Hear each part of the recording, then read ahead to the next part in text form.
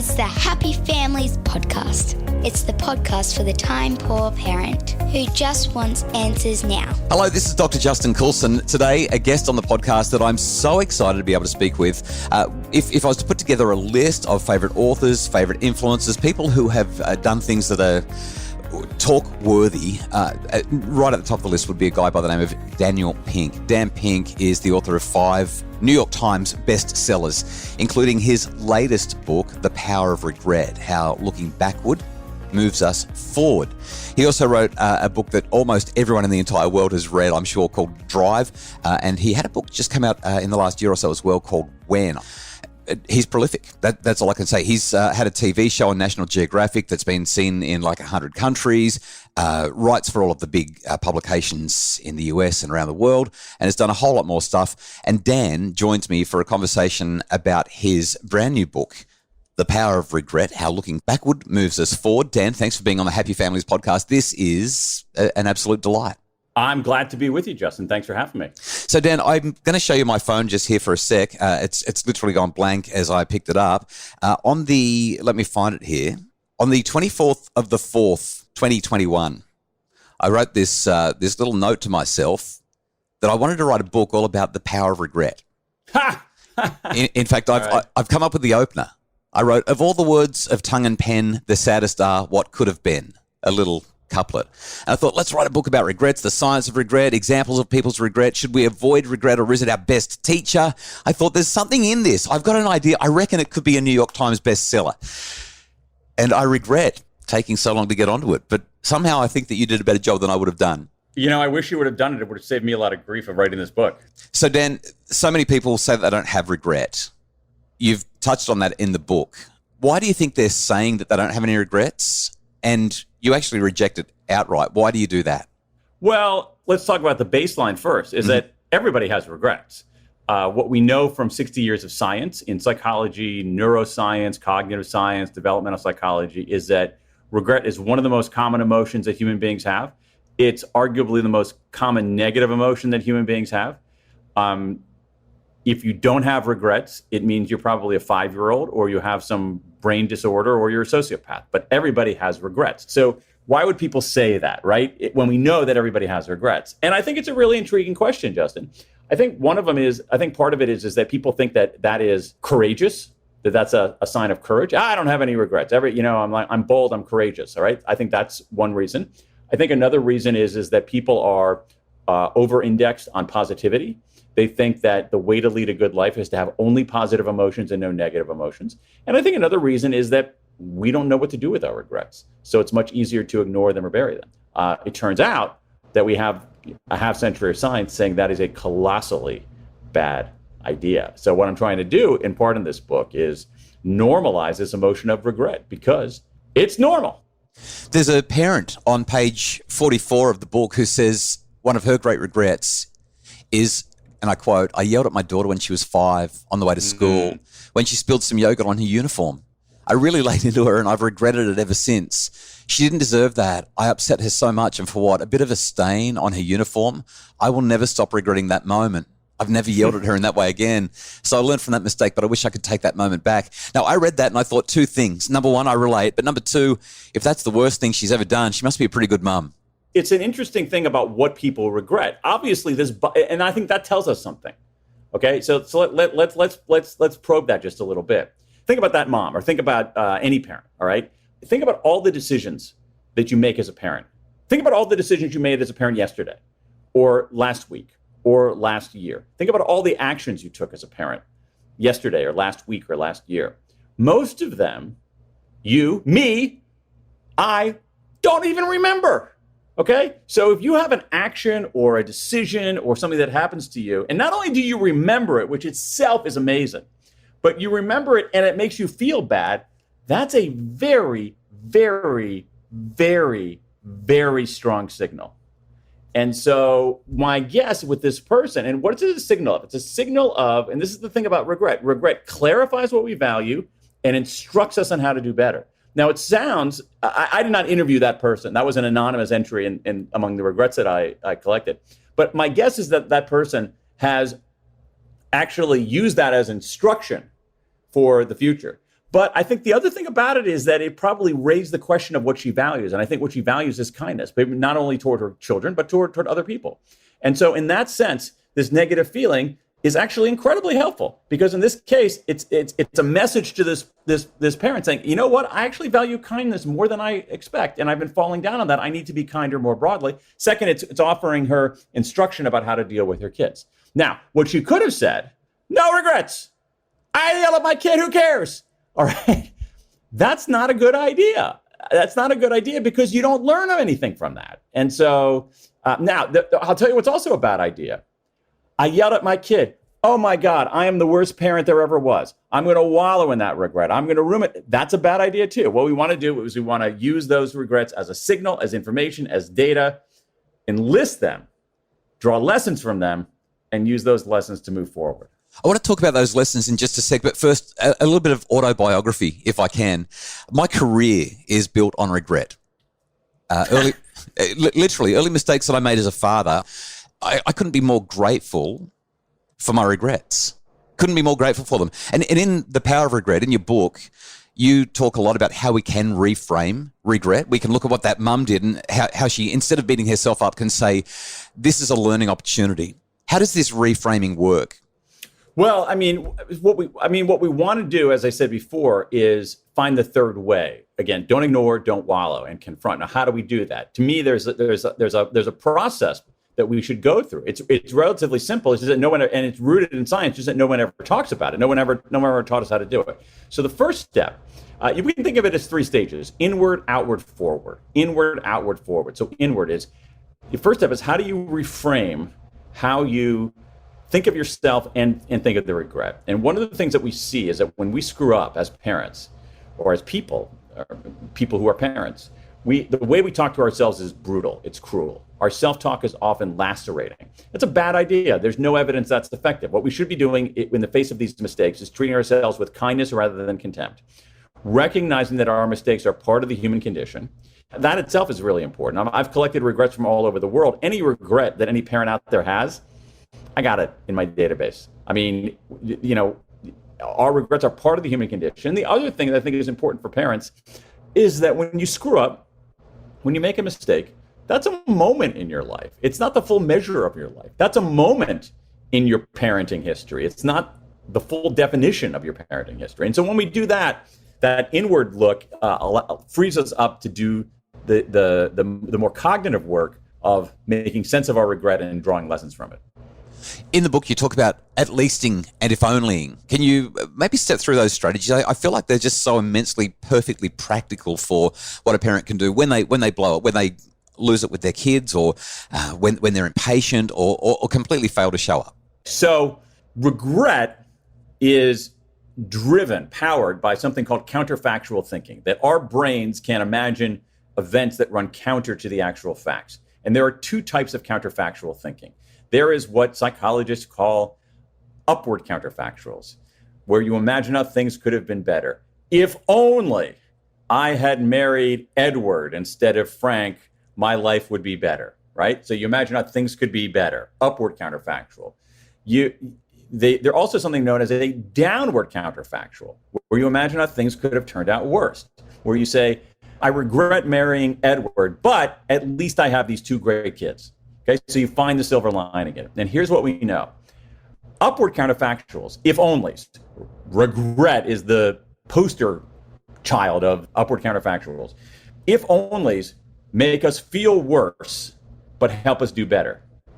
At least don't help us do better, but they help us feel better. And sometimes that's okay. And so there are times where you actually want to do an at least with a regret, just to make yourself feel better and move on. So you could say something like the mom you were talking about before, I regret yelling at my kid for spilling yogurt on her uniform, but at least I didn't do that a second time. At least I didn't escalate it. At least I apologized. And that can actually mitigate some of the psychological sting. Dan, if you were to give time poor parents who feel overwhelmed any advice at all, what would it be? I mean, the role of parenting, it's like Sisyphus and the stone, right? Every single day we've got to get up and we've got to do it again. So much of parenting is correction and direction. there's so little time for connection, and we get it wrong because we're so busy intensifying our parenting efforts. When you think about all the things that you read in your regret survey, when you think about all the things that, like the real message of the power of regret, and you apply it to what it feels like to be a parent. I mean, you've got kids yourself. How do you take that and turn it into something that's really useful as parents are struggling with the everyday of parenting? There are a whole bunch of things, Justin, that people can do here. So let me offer a few sort of practical tips. One of them is that it's very important that we normalize this emotion of regret. One of the things that we see, especially with adolescents, and you know this, is especially here in the States, I think maybe less so, but still in Australia, is some serious mental health challenges among young people and teenagers around the world. And I think part of that is that we haven't equipped them well enough to deal with negative emotions. So when they feel a negative emotion, because we haven't equipped them, they look around and say, oh my God, it's like, I'm feeling bad right now. I'm feeling crappy right now. But everybody else is so perfect. Wow, there must be something wrong with me. And so what we should do, so here's one parenting tip, and I think it's extremely useful, is this. Talk to your kids about a regret that you have. Tell your kids about a regret that you have, but don't stop there. Tell them what you learned from it, and tell them what you're going to do about it. And I think that will trigger, especially for teenagers, a very, very powerful and enlightening conversation. So that's one thing I think that parents can do. Another thing that parents can do is think about, as they anticipate their regrets. We know from, I did a massive collection of regrets from around the world and found that around the world, people seem to have the same 4 core regrets. So as you anticipate your regrets as a parent, I would really steer them around doing good enough on most things, but actually making sure you avoid these 4 core regrets. One of them is, the regret about not providing stability, huge parental regret, what I call a foundation regret. The regret about not taking a sensible risk, taking an adventure with your family, big regret that parents have. A regret about doing the wrong thing, as we saw with the mom who yelled at her kid, and also regrets about reaching out. So if you say, you know what, my kid and I, it's not going to matter whether we bought strawberry yogurt today or cherry yogurt today. It's not going to matter what ultimately, if I have a healthy lunch, what my kid is eating for lunch today. Like, there's so many decisions parents make, and most of them you won't remember, but there's some incredibly significant ones that matter a lot. So when you try to anticipate your regrets as a parent, anticipate regrets you might have about not providing stability, regrets you might have about not providing your family opportunities to learn and grow, regrets you might have about taking the low road or not doing the right thing, being immoral, and then regrets that you might have about not reaching out, but to your kids, but also to everybody else in life. Dan, I love this. You've actually inspired me. I've been having a conversation with my wife, Kylie, over the last couple of weeks. She wants to have more holidays. She wants to take more vacations, more time away with the family, because I'm the dad and I'm always worried about how much money we've got and whether we can afford this or we can afford that. I've been sort of digging my heels and saying, no, let's just have a staycation. We'll stay home. We'll just visit the beach nearby. It'll be fine. I can't believe I'm sharing this with you, but I regret the conversation I had with my wife the other day, and I feel like I need to go to her and say, I'm sorry, we do need to put ourselves into more debt so that we can have that holiday, because I think the kids aren't going to care about the size of the credit card debt as much as they're going to enjoy that opportunity to be away with the family and have that experience. Yeah. I mean, that's a tricky one. That's a tricky one because it's, in some ways, the particular situation that you're describing is sort of a balance between stability and boldness. I don't want to take that lightly. What you do have, it's interesting. It's funny you say that, or it's interesting you say that. I just got an email from a reader. This reader is in the U.S. city of Kansas City. I mean, literally, not today, but yesterday, who said, my big regret is that, no joke about this, my big regret is that I didn't spend enough money when my family was younger. I was too nervous that we were going to go into the poorhouse if we did anything. And now I can't remember his age, but he was, in his 60s, and he actually tragically lost one of his kids. Now I would do anything to go back in time and do something, because I realized that now I have the money, but I don't have any memory. I don't have these memories. Just got a tax return, Dan. I can renovate the house, or I can go on a holiday. And I think that the kids are going to be they're going to be much more grateful. I'm not going to tell you which one. Yeah, that's a tough one, because you're directly pairing those two things against each other. That said, one of the things that you see, it's funny, let's leave the world of science for a second and just, I can talk about my own experience. I remember when I have 3 kids, and they're now between the ages of 19 and 26 now. It keeps changing. Why do they do that? I know, it's amazing. Every year, it seems like it's a different number. One of the things that an old boss of mine told me when I first had kids was, pay attention. It's going to go really fast. And I'm like, all right, old man.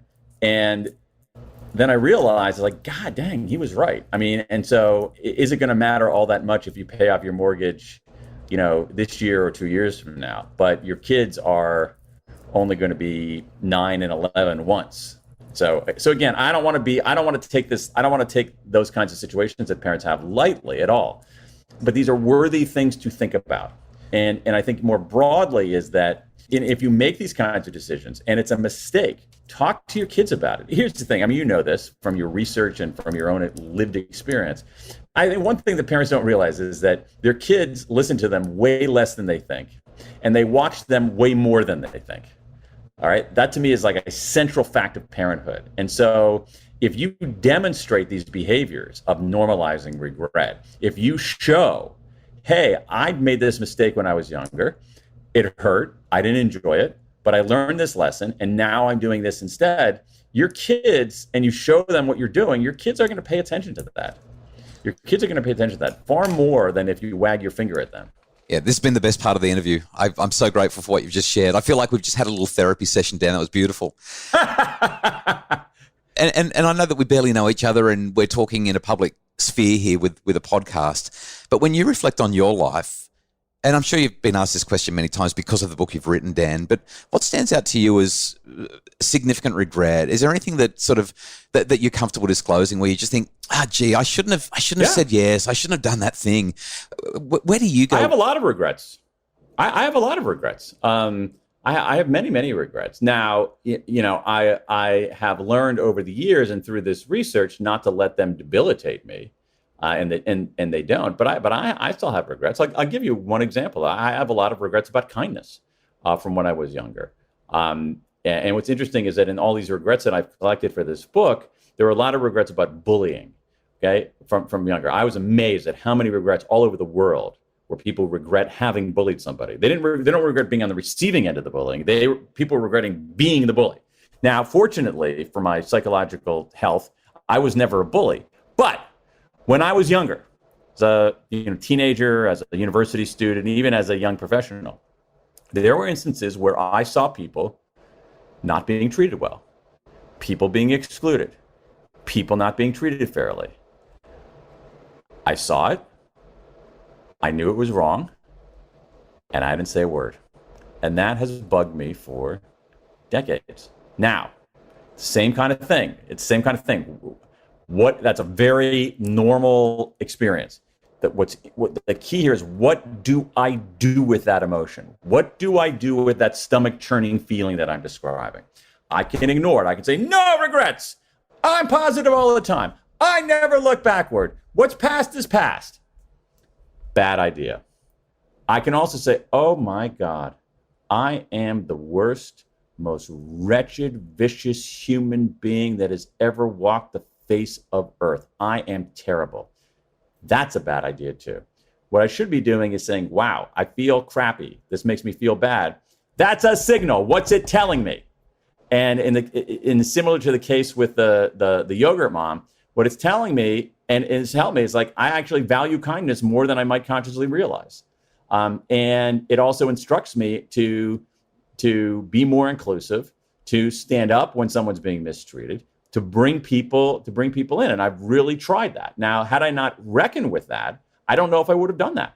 I either would have I would have increasingly felt worse, or I would have not learned that lesson. But by dealing with the regrets, we can learn things and enlist them to be better parents, better employees, better human beings. It reminds me a little bit of your first question, which is that when people profess that they have no regrets, I think that part of it is that it is a form of performed courage. They think this is what it means to be a courageous person. But that's not courage. Courage is looking your regrets in the eye and doing something about them. And so, and I think that parents who demonstrate courage are good parents. Parents who demonstrate courage are teaching their kids valuable lessons. Dan, this has been it's been a highlight. What a great conversation. Thank you so much for your generosity in sharing what you have. The book is called The Power of Regret. For people who want more information about Dan Pink and everything that you do, where can they go? What can they do? Go to danpink.com, danpink.com. I got a free newsletter, all kinds of videos, and all kinds of great stuff. Yeah, I love it. I receive the newsletter as regularly as it comes out. I don't know how often it pops up in my inbox, but I love receiving it. Dan, thanks so much for being on the Happy Families podcast. It's been a real delight to be with you. A pleasure. Thanks for having me, Justin. That was Daniel Pink. You can find out all about Dan Pink by going to his website. We'll also link to that and his books in the show notes. Oh, man, I've got to say, just before we wrap up the podcast, I've interviewed a whole lot of people for this podcast in a whole range of different ways, but talking to Dan Pink is one of the highlights of my life and of the podcast. What an absolute superstar. So glad that he was able to join me on the podcast. A real thrill. Hope you enjoyed that as much as I did. All the details are in the show notes, as I've mentioned already. I'm sort of gushing, aren't I? The Happy Families podcast is produced by Justin Coulson from Bridge Media. Craig Bruce is our executive producer. If you'd like more information about making your family happier, please visit us at happyfamilies.com.au.